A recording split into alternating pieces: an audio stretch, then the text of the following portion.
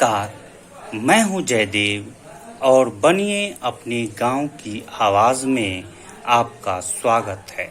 बहुत दुखद खबर यह है कि गत सप्ताह में अपने ही देश में भारत सरकार की अग्निपथ योजना का कई राज्यों में लगातार विरोध प्रदर्शन हुआ है। भारत सरकार ने अग्निपथ योजना के लिए काफी विस्तृत संपर्क अभियान चलाया था। बहुत सारे विशेषज्ञों, वर्तमान सैन्य अफसरों और रिटायर्ड महारथियों से राय लिया था। अग्निपथ योजना का प्रस्ताव सैन्य अधिकारियों के विभाग ने तैयार किया है। इस योजना को पिछले 2 वर्षों में सशस्त्र बलों के अफसरों के साथ व्यापक विचार विमर्श के बाद शुरू किया गया है। परंतु सबसे दुख की बात यह है कि हमारे देश में जब भी पुराने सिस्टम को तोड़कर देश की भलाई के लिए कोई नया बदलाव किया जाता है तो हमारे देश के अपने ही लोग विकास के उस रास्ते में आग लगा देते हैं। आप याद कीजिए, जब जीएसटी, कृषि कानून और नया नागरिकता कानून आया तब भी ऐसा ही विरोध हुआ और लोगों ने आंदोलन किया।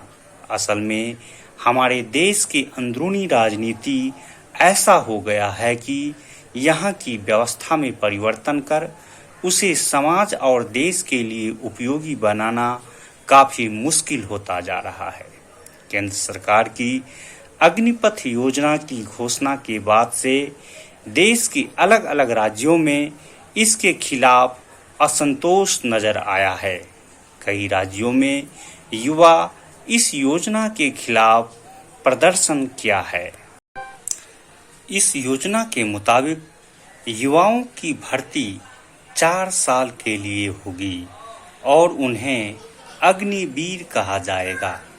अग्निवीरों की उम्र 17 से 23 वर्ष के बीच होगी और 30 से 40 हजार रुपया प्रति माह वेतन मिलेगा। योजना के मुताबिक भर्ती हुए 25% युवाओं को सेना में आगे मौका मिलेगा और बाकी 75% को नौकरी छोड़नी पड़ेगी। इस योजना का सकारात्मक पहलू यह है कि इससे अनेक युवाओं को सेना में भर्ती होने का मौका मिलेगा। इससे देश की सुरक्षा मजबूत होगी। इससे देश में रोजगार के अवसर भी बढ़ेंगे।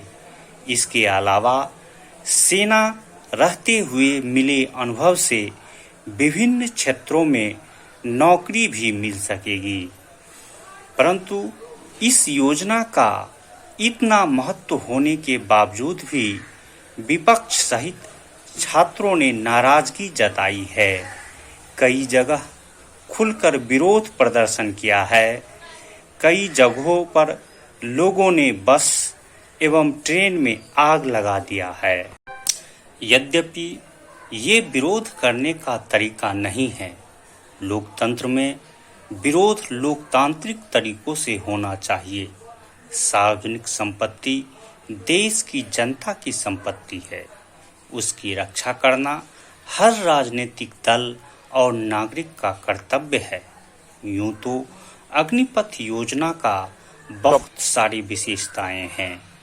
4 वर्ष की सेवा पूरी करने के बाद उन्हें एक मुश्त करीब 11 से 12 लाख की रकम मिलेगी, जिससे उन्हें बिजनेस करने में मदद मिलेगी। सरकार उनके लिए सुविधाजनक बैंक लोन की व्यवस्था करेगी। जो रिटायर्ड अग्निवीर आगे पढ़ना चाहेंगे उन्हें 12वीं कक्षा के बराबर का प्रमाण पत्र दिया जाएगा। साथ ही आगे की पढ़ाई के लिए ब्रिजिंग कोर्स की व्यवस्था की जाएगी। जो वतन के लिए नौकरी करना चाहेंगे उन्हें केंद्रीय सशस्त्र पुलिस बलों और राज्यों के पुलिस बलों में प्राथमिकता दी जाएगी। साथ ही कई अन्य क्षेत्रों में भी उन्हें नौकरी दिलाने में सरकार मदद करती रहेगी। धन्यवाद।